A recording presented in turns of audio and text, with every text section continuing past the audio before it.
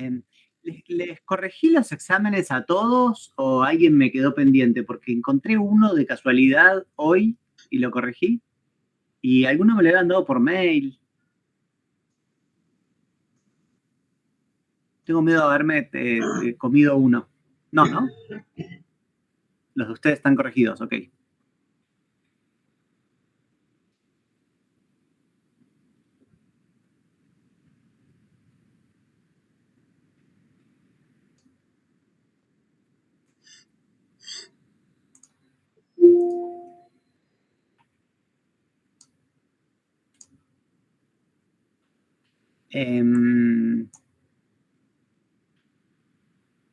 Bueno, ¿empezamos o tienen algo que comentar, algo que decir?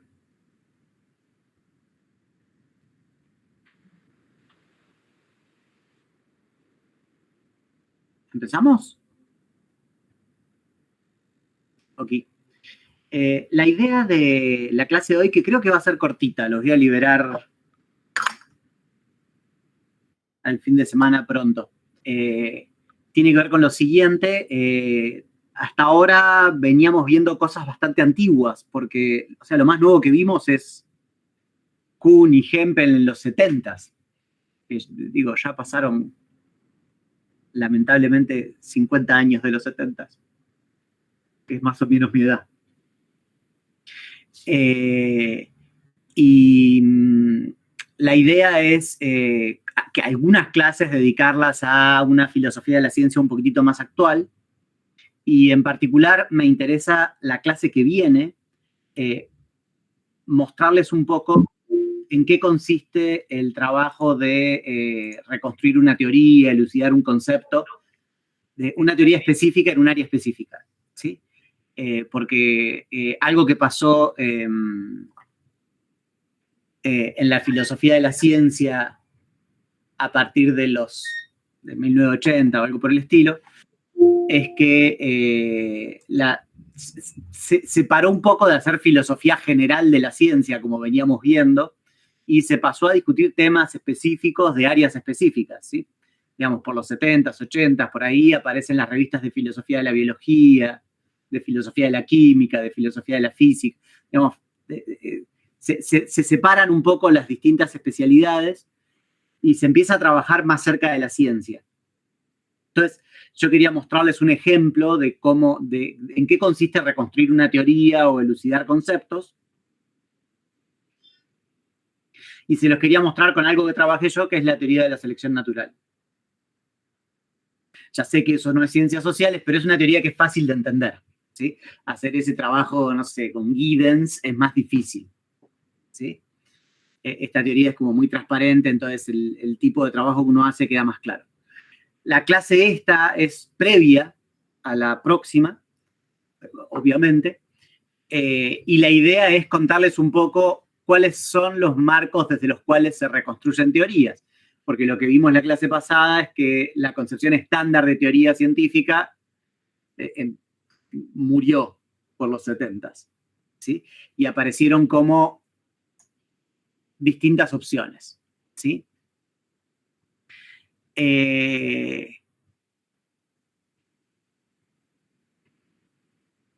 No quiero contarles esto de manera demasiado detallada, porque eso sería más de lo que a ustedes les interesa, digamos, ¿no? Porque es como meterse muy en el detalle de la filosofía de la ciencia actual, pero sí quiero contarles o introducirles un enfoque que es el que voy a presuponer yo la clase que viene.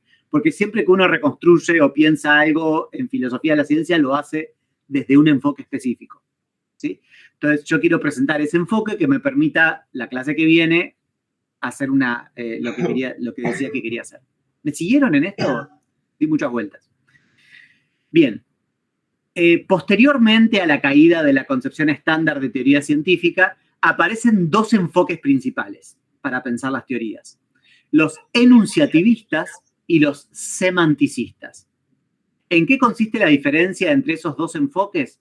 Básicamente que para los enunciativistas, una teoría es un conjunto de enunciados, mientras que para los semanticistas, una teoría es un conjunto de modelos. ¿sí? No quiere decir mucho por ahora esto, pero poco a poco se va a entender un poco mejor.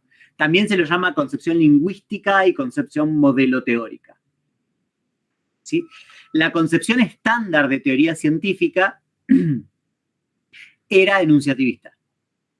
¿Sí? Básicamente decía, una teoría es un conjunto de enunciados. ¿Sí? Vamos a ver otra concepción enunciativista después, en una clase próxima, que quizás sea enunciativista, no está tan claro. Y lo característico de los semanticistas es que dejan de pensar en las teorías como entidades lingüísticas, ¿no? Como un conjunto de enunciados, y pasan a pensarlo a partir de la noción de... y hay un montón de concepciones enunciativistas, semanticistas, ¿sí? ¿En qué varían? Básicamente en cómo se atrapa el conjunto de modelos y en qué están pensando cuando dicen modelo. ¿Sí? Les voy a contar muy por arriba la concepción de Guiri, porque es como la más sencilla, porque las otras son todas muy matemáticas, ¿sí? Para que se imaginen de qué estoy hablando. ¿Sí? Básicamente, la idea es que una teoría es un conjunto borroso, o sea, con bordes poco definidos de modelos que la pertenencia a ese conjunto de bordes difusos se da por una analogía, una semejanza con un subconjunto de modelos privilegiados, algo que resuena un poco a Kuhn, ¿no? La idea de ejemplar paradigmático. Y la noción de modelo es la más amplia posible. Tipo, cualquier cosa es un modelo. Puede ser un modelo lingüístico, puede ser un mapa real, un mapa como geográfico, ¿se entiende? Pueden ser modelos a escalas, como el modelo del ADN, o sea, puede haber objetos, puede haber cualquier cosa, ¿sí? Y la idea básicamente entonces es que la teoría, por ejemplo, esto es algo así como la mecánica clásica, incluye un montón de modelos que tiene dibujitos, casos, ejemplos, lo que sea, ¿sí? Hay una semejanza de familia entre esos modelos, un parecido de familia, una analogía, y la idea es que lo que uno hace, digamos, esa entidad no es ni verdadera ni falsa, y lo que uno hace cuando aplica una teoría a un caso específico es encontrar una semejanza entre uno de esos objetos de la teoría y el objeto real que está estudiando. ¿Sí? Por ejemplo, entre un péndulo y un reloj de péndulo. ¿Sí? Y la hipótesis teórica, justamente lo que Guiri afirma que es una hipótesis teórica, afirma que el reloj se parece a uno de los modelos de la teoría. Y esa afirmación es verdadera o falsa. ¿Sí? Un poquito vimos esto cuando veíamos Kuhn ya, esta idea, pero en Guiri es como súper general. ¿Sí? En general, la discusión acerca de las teorías pasó a ser mayoritariamente una discusión acerca de modelos, ¿sí? Con enfoques como este como el más fácil de explicar. El que me interesa a mí es el estructuralismo metateórico, ¿sí? El estructuralismo metateórico es súper formal, súper formalizado. Tipo, ya modelo es la noción de modelo matemática y uno hace una reconstrucción axiomática de un predicado conjuntista y si algo pertenece o no a ese modelo es a partir de que se cumpla o no ese predicado conjuntista, de que sea un modelo de ese predicado conjuntista. Todo esto para ustedes no significa nada, porque implica saber teoría de conjuntos, implica reponer un montón de cosas. Eso está contado en este libro que está publicado en la Universidad Nacional de Quilmes en castellano, que es una arquitectónica para la ciencia, pero la verdad es que es súper técnico. O sea, jamás les diría vayan y lean esto, se van a morir. Es algo que les guste mucho, cosas matemáticas.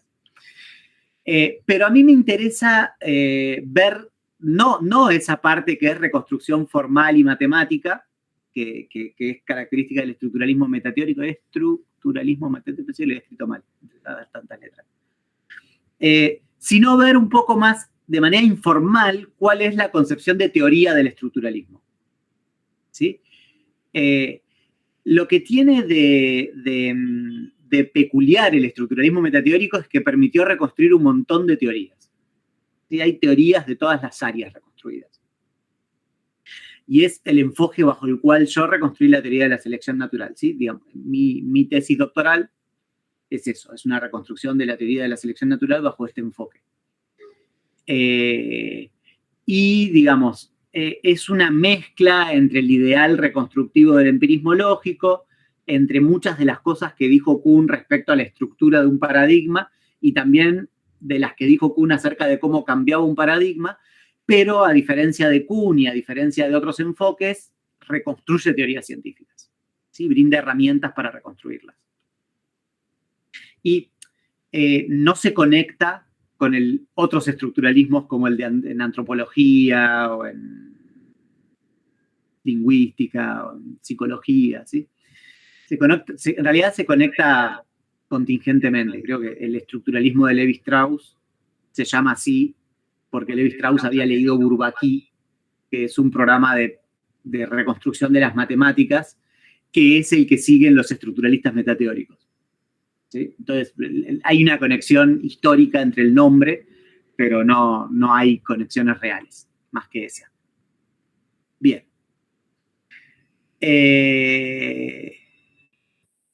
Entonces, si bien es muy formal, yo lo que voy a tratar de hacer es contarles de manera informal en qué consiste el enfoque. ¿Sí? Entonces, primer cuestión, que es continuando un poco la clase pasada. ¿Sí? ¿Se acuerdan que la clase pasada habíamos visto que Hempel, ¿se acuerdan lo que estuvimos viendo? Distinguía entre conceptos propuestos por la teoría y disponibles con anterioridad. Y que después tenía un montón de problemas Hempel con su propia distinción. El primero era que la ley fundamental de la mecánica clásica se volvió un enunciado mixto, ¿sí? Entonces, o un principio puente, una regla de correspondencia en lugar de una ley fundamental, ¿no? Y Hempel no sabía qué hacer con eso. El segundo problema es que cuando Hempel se pregunta si el concepto está disponible con anterioridad o es propuesto por la teoría, eso presupone tener un criterio claro para distinguir si el concepto de la teoría previa es el mismo que el concepto de la teoría actual, ¿sí? Y eso presupone un criterio de significado que Hempel no tiene, ¿no? O sea, masa aparece en la mecánica del choque, aparece en la mecánica clásica y aparece en la teoría de la relatividad, ¿sí? El término aparece. Ahora, ¿es el mismo concepto? O sea, cuando Einstein dice masa, ¿está usando el concepto de la mecánica clásica o es un concepto nuevo? Cuando Newton dice masa, ¿está usando el concepto de Huygens de la mecánica del choque o es nuevo? ¿Se entiende el problema? Y Hempel dice, no sé qué hacer con eso, no sé cómo averiguarlo. Sin embargo, hay un autor por esa época que había leído Putnam. ¿Se acuerda que Putnam es el que que propone el desafío de caracterizar a los conceptos teóricos de manera positiva?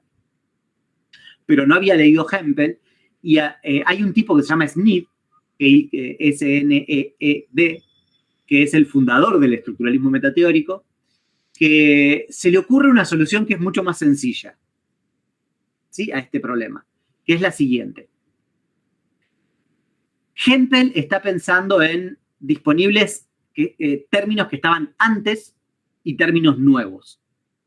¿Sí? Lo está pensando en estos términos, la distinción que propone.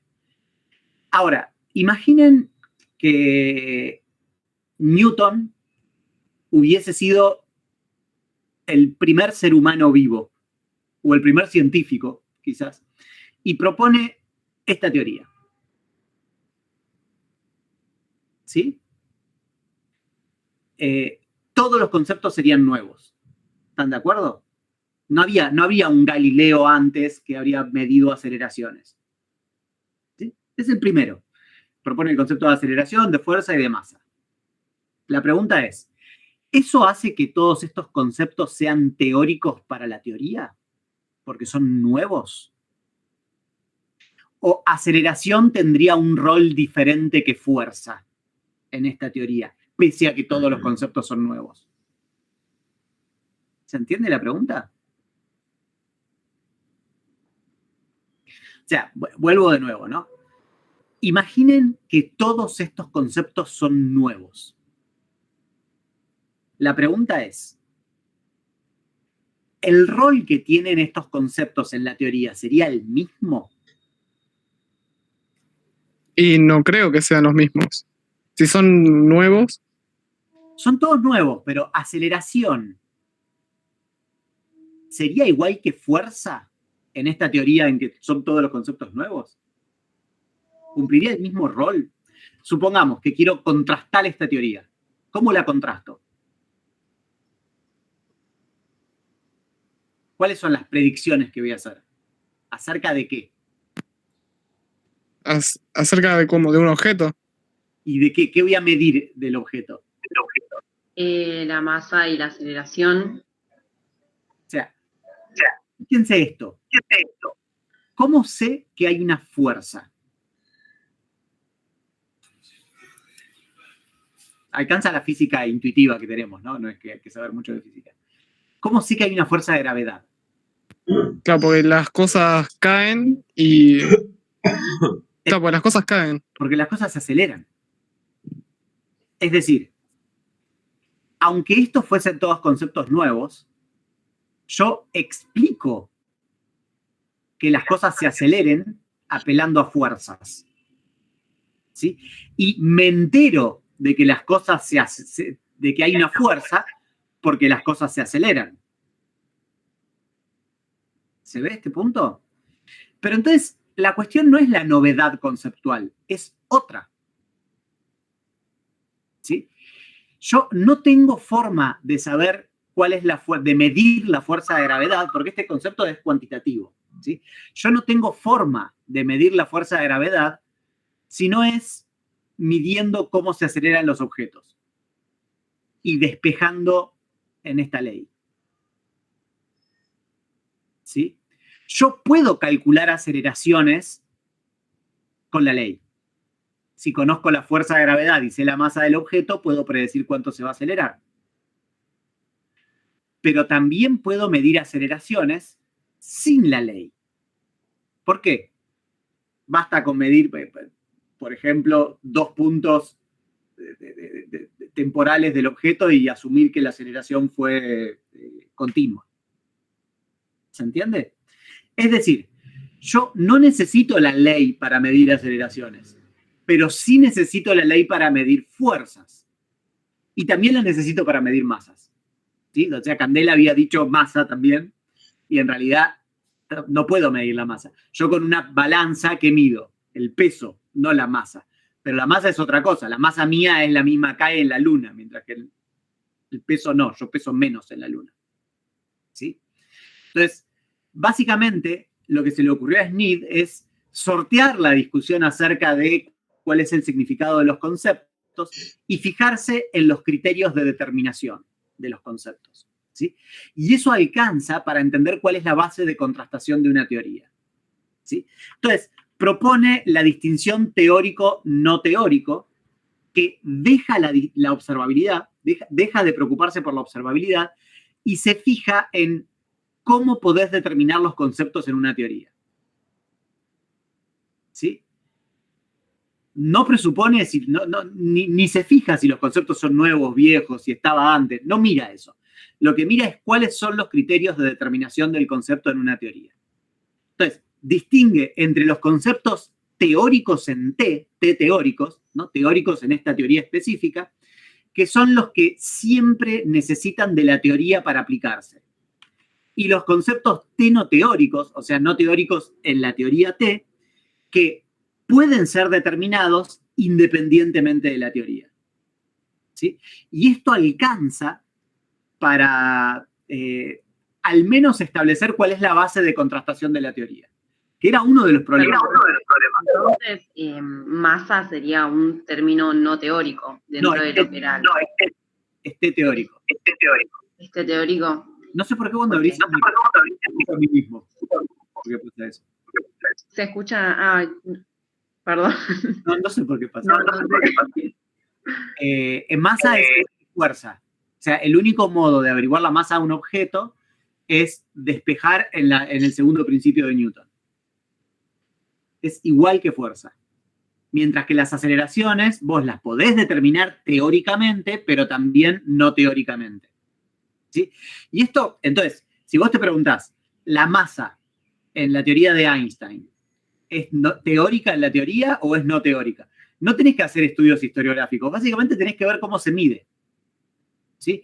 Y de hecho, se mide teóricamente. ¿Sí? No podés calcularla con la teoría de Newton. ¿Se entiende el punto?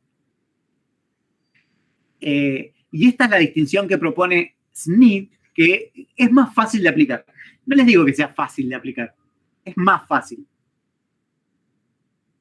¿Sí? Por ejemplo, si uno toma la genética clásica, digamos, ¿cómo sabes vos si una planta tiene cierto gen? El gen de la semilla rugosa. Bueno, no hay otra que apelar a las leyes de Mendel. ¿Sí? ¿Cómo sabes que la semilla es rugosa? Lo podés averiguar teóricamente o no teóricamente. Podés mirarla y ver que es rugosa, o podés averiguarlo de manera teórica viendo cómo eran sus padres. Y apelando a las leyes de Mendel. ¿Se entiende el punto? Es una distinción que hace un poco de trampa, porque solamente se fija en un aspecto del significado. Cómo los operacionalizás los conceptos, nada más que en eso. O sea, lo otro no es que no exista, es que es más difícil de averiguar, ¿sí? Cómo cambia el significado de los conceptos, independientemente de sus criterios de determinación. ¿Sí? Entonces, este es el primer punto del estructuralismo metateórico, la distinción teórico-no teórico. ¿No? Fuerza es mecánico clásico teórico, o sea, esté teórico en la mecánica clásica, porque no podés medir la acción de una fuerza sin apelar a la ley fundamental. ¿Sí? Mientras que aceleración es mecánico clásico no teórico, porque si bien podés apelar a la ley fundamental para medir una aceleración, también podés determinar aceleraciones sin apelar a la ley. Y es bastante sencilla la idea. Y masa es lo mismo. ¿Sí? La otra cuestión, que es que esto que sorprendía a Hempel, ¿no? Que es que la ley fundamental era un enunciado que conectaba lo teórico y lo no teórico, ocurre siempre. Eso es una ley fundamental. Una ley fundamental es un enunciado en el que se relacionan todos los conceptos de la teoría, los teóricos y los no teóricos.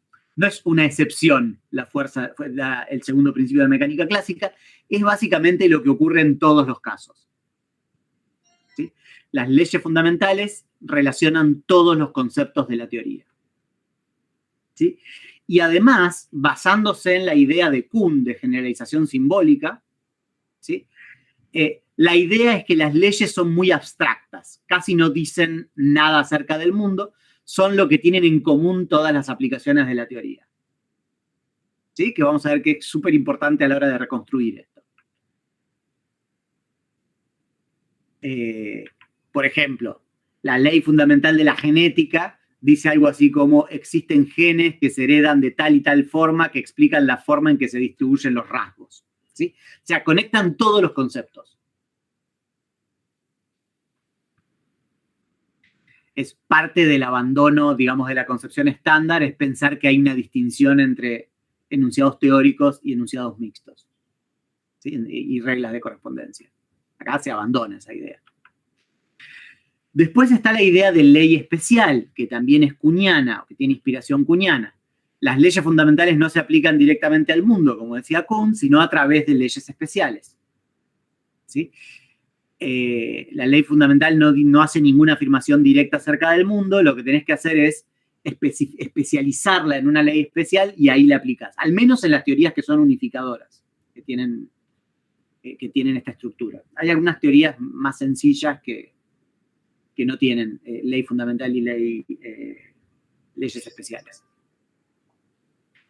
Y las leyes especiales surgen Todo esto que lo estamos viendo de manera abstracta lo vamos a ver en un ejemplo la próxima. ¿Sí? Las leyes especiales surgen de especificar algunos conceptos que aparecen en la ley fundamental. En la mecánica clásica surgen porque vos especificás las fuerzas. ¿Sí?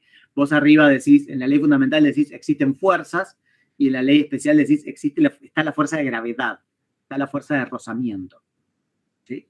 Que agregan, o sea, no solamente especificás la fuerza, sino que agregás nuevas restricciones, porque indicás ciertas características de esa fuerza específica.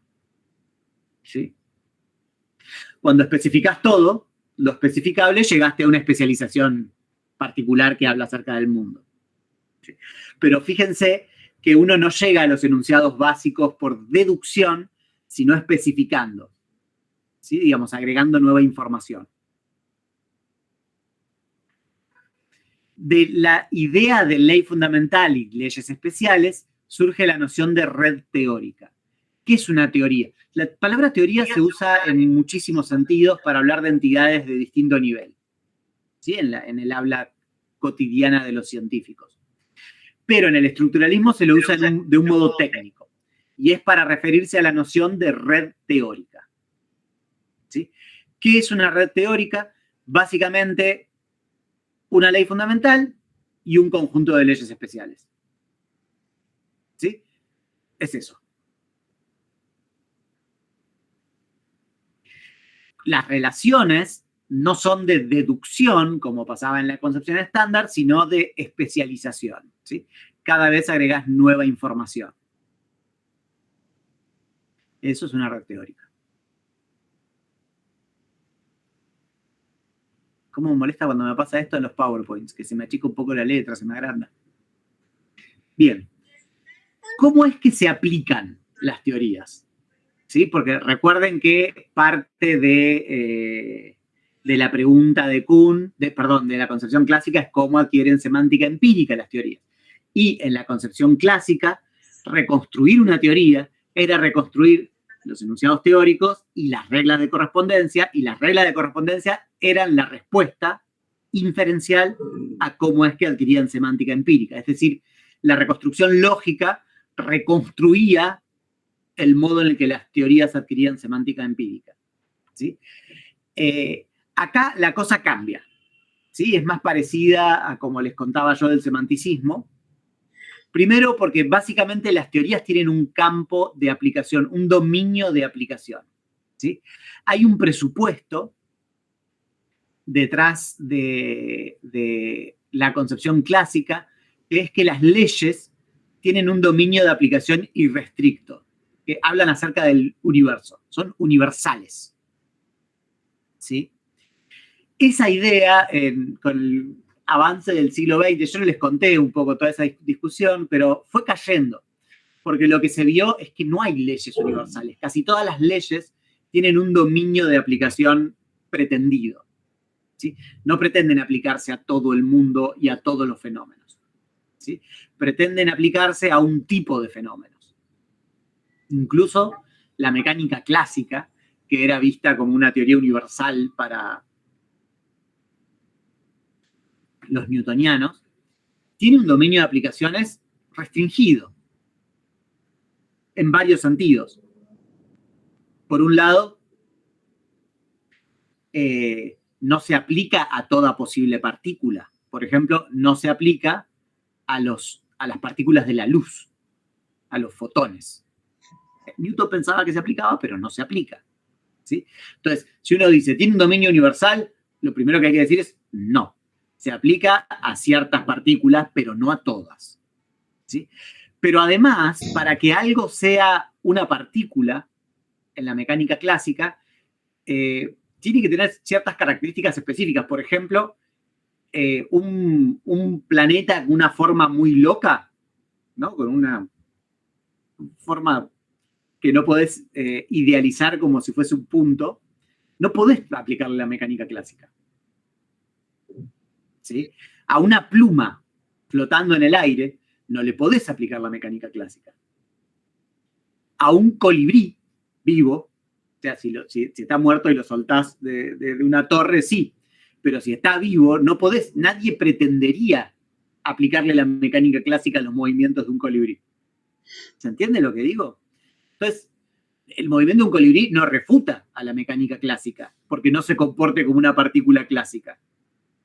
¿Sí? Del mismo modo que un planeta con una forma muy rara no refuta la mecánica clásica, o las partículas de la luz no refutan a la mecánica clásica. ¿Qué quiere decir esto? Que en general las teorías tienen un dominio de aplicación. ¿Sí? Y eso es parte de lo que las teorías, de lo que caracteriza una teoría. Ahora, ¿cómo surge ese dominio de aplicación?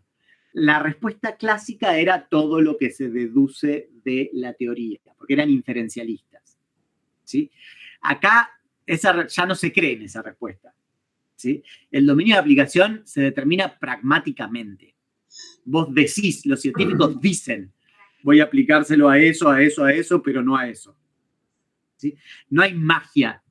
No es que la semántica de la teoría te determina el dominio de aplicación. Hay factores pragmáticos, ¿no? Saben que pragmático quiere decir que tienen que ver con el uso, con las decisiones. ¿Sí? Hay factores pragmáticos. De hecho, la respuesta de los estructuralistas es kuhniana. ¿Sí?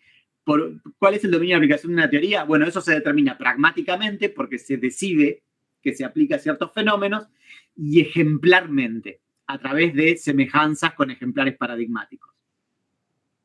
¿Sí? En el dominio de aplicación se puede distinguir entre dos tipos o se puede dividir en dos cosas. Por un lado, el campo de aplicaciones pretendidas, que es aquello en donde la teoría se pretende aplicar, ¿sí? Y el de exitosas, que es donde lograste aplicarla. Por supuesto, el campo de aplicaciones exitosas es mucho más chiquitito que el de pretendidas, obviamente. ¿Sí? Y esto es parte de cuando, si vos tenés que presentar una teoría, tenés que decir, bueno, sí, la teoría tiene un dominio de aplicaciones. ¿Sí? Pero, como les decía, la relación entre la teoría y los fenómenos es diferente a como la concebían los clásicos. No hay regla de correspondencia, hay decisión más ejemplares paradigmáticos.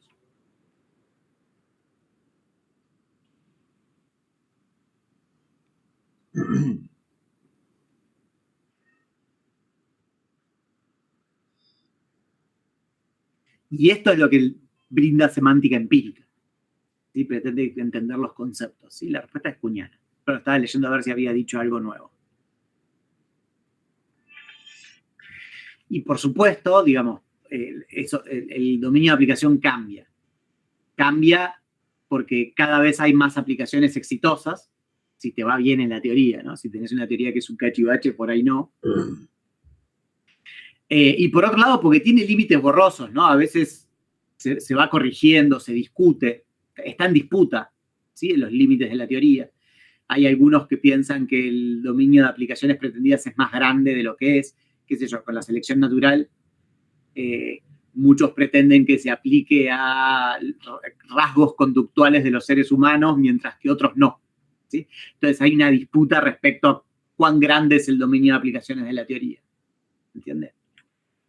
Bien. Y finalmente hay una aserción empírica. Digamos, nada de hasta ahora, todo lo que venimos diciendo, nada de eso tiene sentido decir verdad o falsedad. ¿Sí? No tiene sentido decir que la teoría es verdadera o falsa. Pero la aserción empírica, que dice, este fenómeno se puede explicar en base a esta especialización de esta red teórica, sí puede ser verdadera o falsa. Eso sí es un enunciado claro, y los estructuralistas lo llaman la aserción empírica, ¿no? La aserción empírica es básicamente, dice, Marte es una aplicación, se lo puede aplicar exitosamente a Marte, perdón, estoy medio dormido, se le puede aplicar exitosamente a Marte la ley de gravedad de la mecánica clásica. ¿Sí? Esa aserción empírica tiene contenido empírico y de hecho el método hipotético deductivo se aplica a eso. ¿Sí? A nada de lo otro. ¿Se acuerdan que yo un poco les había contado esa idea, ¿no? De que las teorías son bichos distintos a las hipótesis, ¿no? Y cuando decía eso, la idea es que la hipótesis es la aserción empírica y la teoría es la red teórica, ¿sí? Bien. Entonces, miren, qué rápido que va a terminar esta clase. ¿Sí? Va a ser bien corta. La que viene no, les aviso, la que viene va a ser larga. La que viene vamos a correr un poco más. Pensé en empezar a mostrarles la reconstrucción y seguirla a la próxima, pero me pareció que iba a haber mucha distancia, que se iba a perder la clase. La clase que viene vamos a ver la reconstrucción de la teoría. Sí. Ok. Bien, entonces, yo les estoy contando una versión de esto que es súper informal, ¿sí? Insisto que si miran las reconstrucciones que hacen, dicen, ¿qué? O sea, son chirimbolitos, qué sé yo qué. Pero alcanza para entender un poco para qué hacer reconstrucciones, ¿sí? Que es lo que me interesa mostrarles. Entonces, ¿cuál es el enfoque que voy a presuponer que está inspirado en el estructuralismo metateórico y en Kuhn? Entonces, como les decía, la idea de red teórica, o sea, la idea de que hay una ley fundamental y leyes especiales, ¿sí? Como en la mecánica clásica.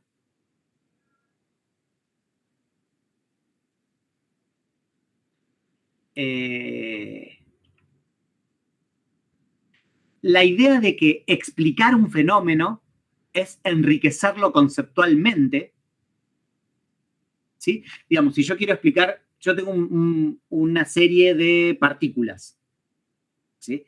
Y quiero explicar por qué se aceleran, cómo se aceleraron. ¿Qué tengo que hacer? Describirlos, enriqueciéndolo conceptualmente con los conceptos de la teoría. ¿Sí? Esa es la idea, eso es explicar. ¿Sí? Es dar una versión, reescribir el fenómeno con conceptos nuevos. ¿Okay? Ahí está con conceptos teóricos, con signos de preguntas por algo que les voy a contar la próxima. Pero en principio, los estructuralistas dicen reescribirlo enriqueciéndolo conceptualmente con conceptos teóricos, ¿sí? Subsumiéndolo bajo una ley especial de la teoría. Es decir, yo tengo una partícula que se mueve, qué sé yo, eso es un cometa, ¿no? Y me digo, ¿por qué las partículas se mueven así? Lo que hago es subsumirlo bajo una ley especial de la red teórica. ¿Sí? Imaginen, o sea, es estar describiendo algo que es medio obvio en estos términos, ¿sí? Pero supongan que esto es la teoría de Freud, ¿sí? El psicoanálisis. Entonces, la ley fundamental dice algo así como las distintas estructuras del inconsciente generan distintas conductas. Y esto es, las neurosis producen ciertas conductas. Y esto es, las psicosis producen ciertas conductas. Y esto es, no me acuerdo las distintas cosas. ¿Alguien se acuerda de esto? Neurosis. La pulsión de muerte, eso también. Bueno, y supongan que esto es neurosis, entonces acá tengo la neurosis obsesiva y acá tengo la neurosis de qué sé yo qué. Perdón, no me acuerdo de nada. Qué bárbaro, no me acordaba de esto. Entonces, esto en vez de ser una partícula, lo que es un tipo que entra al consultorio, ¿sí? Y me pregunto, ¿qué le pasará a este tipo? ¿Sí? Lo que tengo que hacer, o sea, diagnosticarlo, ¿qué es? Subsumirlo bajo una forma específica de la ley. Por ejemplo, es un neurótico obsesivo, porque apagó y prendió la luz 60 veces cuando entró al consultorio. Rarísimo, ¿por qué va a apagar o prender la luz cuando entra al consultorio? No fue un buen ejemplo. Pero, ¿se entiende el punto? Digo, es una idea bastante intuitiva, ¿sí? Y la clave, o sea, la razón por la cual yo pude reconstruir una teoría y Carnap no, aunque Carnap era un súper genio y yo soy un imbécil, es porque la pregunta que hago cambió. ¿Sí? La pregunta que se hacía él era mucho más difícil. ¿Sí? Y esto es como la clave de entender el tipo de reconstrucción que les voy a proponer la próxima. Él se preguntaba de qué leyes se deducen todas las aplicaciones de la teoría, porque eran inferencialistas. ¿Sí? Es decir, las leyes de la teoría incluían todo el contenido empírico propio de la teoría que aparecía en las aplicaciones. ¿Sí? Como acá, en la idea esta kuhniana y estructuralista, la ley fundamental es más abstracta, tiene menos contenido empírico, tiene menos información. ¿Sí? La pregunta que te haces no es de qué se deducen todas las aplicaciones de la teoría, sino qué es lo que tienen en común todas las aplicaciones de la teoría. ¿Me siguen? Y esa pregunta, no les digo que sea fácil de responder en todos los casos, pero es mucho más fácil de responder que la otra. ¿Sí? Y cumple, de esto lo voy a tratar de convencer la próxima, cumple con los mismos objetivos. ¿Sí? Perdón, mejor dicho, cumple con los objetivos que querían los empiristas lógicos que cumplan la concepción estándar, pero que no cumplía. ¿Sí? Por ejemplo, voy a tratar de mostrárselo en la próxima, sirve no como un esperanto, porque eso era una locura buscar un esperanto, una lengua común a todos los científicos, pero sí sirve para colaborar con la didáctica y la comunicación de la ciencia. ¿Sí? Un objetivo conectado, un poco más, ¿cómo se dice? Se me fue la palabra. Voy a decir más razonable, pero quiero decir más cuando uno no quiere descubrir América, sino descubrir una pizzería con una fugaceta rica. No me sale la palabra. Bueno, estúpido. Menos pretencioso. Más humilde. Y ahí está, me salió la palabra humilde. Bueno, más o menos me siguieron en esto. Sí, profe. Sé que es sumamente abstracto, la próxima le vamos a dar un poco más de carne, pero lo separé y no sabía bien cómo separarlo en dos clases porque quería directamente empezar con la reconstrucción la próxima, ¿sí? Y no empezar una más tarde, porque me interesa mostrarles la reconstrucción y contarles por qué puede ser interesante, un montón de razones por las cuales es interesante. ¿Ok? Sí, sí. ¿Una duda, alguna pregunta? No. No, Profe, sí, no, perdón. No, perdón. Adelante, adelante. Sí, hablamos, si querés. Profe, usted dijo que hizo una reconstrucción de una teoría, ¿verdad? Sí. ¿Cuál fue la pregunta que se hizo para que eso cambiara? Para hacerla, o sea, ¿cuál es la pregunta que tenía yo? Sí.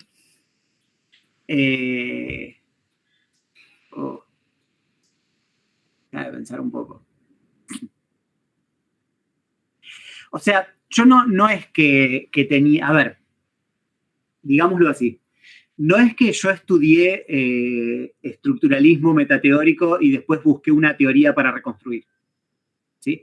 Sino que yo empecé a trabajar en filosofía de la biología y me sorprendía las divergencias de miradas sobre la teoría de la selección natural, que es impresionante, se los voy a mostrar la próxima. ¿Sí? Digamos, me sorprendía cómo cada uno hablaba de la teoría de la selección natural y hablaba de algo distinto. ¿Sí? No solamente en libros de biología evolutiva. Me acabo de acordar, hoy se murió un filósofo, uno de los fundadores de la filosofía de la biología. Se llama Michael Russ. Se murió hoy. Perdón, bueno, me acordé de eso, perdón. ¿Qué les decía? Ok. Entonces, yo tenía la pregunta acerca de entender las discusiones en filosofía de la biología y hice un seminario con Pablo Lorenzano, que también trabaja en Quilmes, y él yo ni sabía lo que era el estructuralismo metateórico, empezó a hablar del estructuralismo porque él trabaja en el estructuralismo metateórico, y yo dije, wow, esto sirve para pensar la teoría de la selección natural. ¿Sí? Y básicamente les voy a mostrar específicamente qué preguntas hay que hacerse a la hora de reconstruir, pero mi pregunta era qué es la teoría de la selección natural y sobre todo qué es el fitness. Fitness, que a veces se traduce como aptitud, que es el concepto fundamental de la teoría, ¿sí? Y que también es utilizado de formas muy divergentes tanto por los biólogos como por los filósofos de la biología. Entonces, mis preguntas era esa. ¿Sí? Digamos, cómo entender bien la teoría de la selección natural. De hecho, yo estaba interesado en preguntarme por la teoría en el presente, ¿sí? Y como vi que había tantas diferencias en el modo en el que se trataban en el presente, dije, voy a leer Darwin. Entonces, no solamente hice una reconstrucción de la teoría de la selección natural, sino que es una reconstrucción basada en Darwin de la teoría, ¿sí? Eso es medio raro. O sea, de hecho, es lo que más me han criticado, ¿no? Digo, bueno, pero si quieres saber cómo es la teoría hoy, ¿para qué te vas a Darwin? Les voy a tratar de contar eso también en la próxima clase, ¿sí? Porque para mí no solamente es un caso interesante en el cual vos entendés mejor haciendo una reconstrucción y elucidación conceptual, sino que también es un caso interesante de que entendés mejor las cosas cuando apelás a la historia, ¿sí? Cuando te fijás en el origen. En el origen de las especies y en el origen de la discusión, ¿se entiende? Entonces, la clase que viene les voy a mostrar eso, ¿no? Digamos, las dos cuestiones, la más kuhniana y la más reconstructiva. ¿Te contesté, Soledad, más o menos? Sí, sí. Igual, déjame contestarte con el ejemplo. No, está bien. Me llamó la atención lo que había dicho y lo relacionaba con lo que estábamos viendo y es un poco traer a colación lo que ya veníamos viendo la teoría darwiniana y relacionada a estos conceptos. Pero sí, pasa que cuando les cuentan, no sé, cuando vieron Weber, Durkheim, Marx, no se preguntaron, pero ¿cuál es la teoría? ¿Qué es lo que dice la teoría? ¿No les salía esa pregunta? Sí, yo iba a preguntar sobre eso, si lo que son, por ejemplo, las teorías marxistas que se retoman, que quizás hay como una reconstrucción en muchos autores, si es este proceso el que se usa para hacer como la reconstrucción, quizás como actualizar las teorías. Hay reconstrucciones sociales, como más... las reconstrucciones no son, no es que solamente los filósofos de la ciencia reconstruyan teorías. También lo hacen los científicos, todo el tiempo, ¿sí? O sea, hay un montón de tipos posteriores a Marx que trataron de explicar en qué consistía el marxismo, ¿sí? Y cuando hacen eso, hacen un esfuerzo reconstructivo. Lo que pasa, en general no lo hacen bajo una concepción específica, sino de manera más intuitiva, pero lo hacen. De hecho, lo mismo pasó en física cuántica. Digamos, aparecieron un montón de físicos haciendo distintas presentaciones de la física cuántica para entender qué era, ¿sí?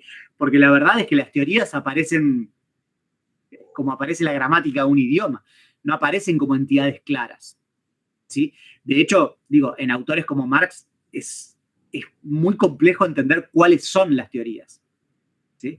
Porque dicen muchas cosas, ¿no? Yo no tengo ni idea de Marx, pero por lo poco que sé, digamos, lo primero que tenés que hacer es empezar a distinguir entre distintas hipótesis o teorías marxistas, ¿no? Por ejemplo, una es la teoría de la plusvalía, ¿sí? Que es la teoría quizás más económica. Otra es la teoría de que la estructura determina la superestructura, que es una teoría que relaciona lo económico con lo ideológico, ¿sí? Y otra que apela a las otras dos, es la más discutida del marxismo, ¿no? Cuando Popper se enoja con el marxismo, se enoja con esto, es la teoría histórica, ¿no? En donde vos tenés un desarrollo de etapas que apela a las otras cosas, ¿no? Se entiende, ¿no? Digamos, el desarrollo histórico de etapas, que es lo que menos entiendo yo del marxismo, implica que la plusvalía se acumula, es decir, se apela a esa otra teoría, e implica que hay falsa conciencia, y eso es que la estructura determina la superestructura, qué sé yo qué. ¿Sí? Entonces, pero Marx no hace esas diferencias claras. Esas diferencias tenés que hacerlas vos. ¿Se entiende? Lo mismo pasa con Darwin, lo mismo pasa con lo mismo pasa en toda área de las ciencias. ¿Sí? Hay un montón de teorías, un montón de conceptos. Además, a veces se usa una palabra para nombrar varios conceptos. Hay conceptos que no están nombrados. Que tenés que, cuando te pones a pensar acerca de la teoría, tenés que proponer un término para ese concepto que te das cuenta que estás jugando un papel. ¿Sí? ¿Qué sé yo? Esas tareas son las que haces en filosofía de la biología, como filósofo de la ciencia profesional, pero también las hacen los científicos. ¿Sí? Muchas veces un científico escribe un paper que es, ojo, que este concepto está confuso. ¿Sí? Y un poco de eso trata esta tarea. ¿No? No me acuerdo que me habías preguntado, entonces no sé si te lo contesté, pero me acuerdo que empecé a hablar porque me preguntaste algo. Era como si era como este mismo proceso el que toman, porque como capaz el ejemplo, igual al finalizar la clase dijiste lo de la teoría del psicoanálisis, si era como este mismo modelo el que se seguía en lo que son los autores de sociales para reconstruir las teorías. Digamos, eso que es súper discutido, digamos. Es muy súper discutido, digamos. Decir un mismo método en las ciencias naturales que en las sociales. Súper discutido. Decir que hay un mismo método es antipático, porque en general se lo ve como las ciencias naturales tratando de colonizar a las ciencias sociales, pero difícilmente se pueda sostener que hay un método único en la ciencia, eso es bastante claro. Pero esto que estoy diciendo yo, que es cómo adquieren semántica empírica los conceptos, etcétera, es bastante parecido. Es decir, hay reconstrucciones utilizando este marco en ciencias sociales, en psicología, en economía, en química, en biología, en geología, en física. Digamos, en parte porque son poco pretenciosas, ¿no? En definitiva, lo que les voy a mostrar en la próxima clase, lo que quieren hacer es ordenar cuáles son los conceptos, mostrar cómo se relacionan, explicitarlos. Y la tesis es bastante débil porque no tiene que ver con cuál es el método, sino cómo adquieren semántica empírica los conceptos.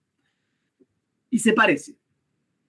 Lo que pasa es que en la física, en general en donde hay teorías cuantitativas, las leyes se expresan. ¿Sí? Cuando vos tenés ecuaciones, y eso puede ser la física, puede ser la economía, puede ser la ecología, las leyes están expresadas.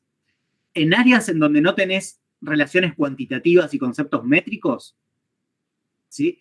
Las leyes fundamentales no se expresan. Son tácitas, son como las de la gramática. Y eso es lo que pasa con la teoría de la selección natural, que se los voy a mostrar. ¿Sí? Y pasa en ciencias sociales un montón pasa. ¿Sí? ¿Cuáles son las leyes de Marx? Qué sé yo, no sé. No están expresadas con claridad, mientras que ¿cuál es la ley de Newton? Fuerza es igual a masa por aceleración. Cualquier físico lo reconoce. ¿Sí? ¿Cuáles son las leyes por detrás del enfoque de Durkheim? De hecho, es bastante típico decir que no hay leyes. ¿Sí? Que ocurren otras cosas. Pero bueno, en parte lo vamos a ver la clase que viene con este ejemplo, en donde también se discute que haya leyes, etc. ¿Sí? ¿Alguna pregunta más? Bueno, buen fin de semana, nos vemos el martes. Buen fin de, profe. Una pregunta. Yo le quería preguntar si nos puede compartir la reconstrucción de su teoría, porque la busqué y no la encontré. De curiosidad. Sí, nada más. está en un montón de lugares, ¿eh? Claro, no la encontraba. Capaz que no ponía las palabras correctas para poder verla. Sí. Igual la próxima se las voy a mostrar, pero sí. Buenísimo. Sí, ahora quizás mañana armo la clase esa y les pongo bibliografía. Buenísimo. Gracias. Además, está publicada en un libro que salió en la editorial de Quilmes, que es más barato que un rollo de papel higiénico. Buenísimo, la busco entonces bien. Creo que vale 7.000 pesos, no sé. Y más barato que fotocopiarlo, es rarísimo. La editorial de Quilmes, salvo que haya aumentado en los últimos tiempos, la editorial de Quilmes tenía precios ridículos. Pues, por ahí aumentaron, no sé. Ahora hace un tiempo que no lo miro. Pero estaban baratos, ¿vieron? Sí, igual el último libro, el que compré, el de, ¿cómo es? El de Venecia, estaba 9.000. Con descuentos y todo, 9.000. Bueno, igual 9.000 pesos es barato. Sí. Es barato. Fotocopiarlo debe salir 5.000 pesos. ¿Cuánto cuesta? Imagínate que vas y lo fotocopias. ¿Cuánto te cobran? Sí, no, más. No, están baratos todavía. Bueno, sí, el mío no sé cuánto cuesta, pero está ahí. Además, está en los rusos, lo tienen trucho. Bueno, nos vemos entonces la próxima. Nos vemos, profe. Que tenga buen fin. Luego.